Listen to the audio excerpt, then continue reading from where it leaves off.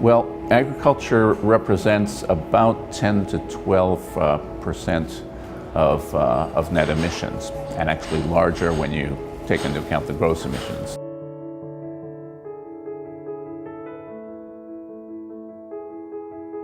Yeah, it does. The land use changes, particularly the deforestation, is a substantial fraction of that. Transport actually turns out to be relatively small, 1% or less, because the efficiency of modern transportation. So it's an appreciable part of the problem. It's not, it's not the dominant part. The energy sector, the fossil fuel sector is the dominant part, but it's certainly not negligible either. It's larger, for example, than the contribution from tropical deforestation, which is, has been a very major concern, and where there has been a certain amount of success in reducing it. Unfortunately, with agriculture, it's the opposite. The trend has been upwards.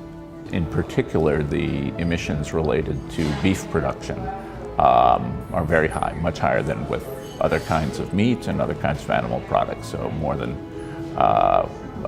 several times as high as pork, chicken, eggs, or dairy. So that's really one of the areas where there really is a substantial amount of emissions associated with it, and a relatively small proportion of our food. Less than 2% of our calories in the global diet come from beef, less than 5% of the protein we consume globally. I think policies that help reduce meat, but particularly emphasizing the high emissions kinds of meat, recognizing that we use the word meat for everything, but in fact they're very different from a climate point of view, and also from a point of view of other environmental issues. How much land they use. Beef production uses about 60% of global agricultural land.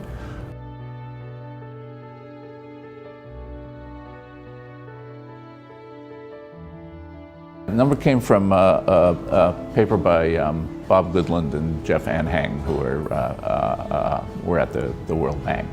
And they claim that 51% of all greenhouse gas emissions came from meat production. There is a very substantial amount of emissions associated with meat production, and as I mentioned, particularly with beef. But it's not 51%. The consensus is that we're talking, if you include not only the direct emissions, but also the deforestation caused by animal agriculture, that a reasonable number now is around 14%, which means it's certainly substantial. It's certainly something we should do something about, but it's not, it's not the same scale as fossil fuels, which are clearly the number one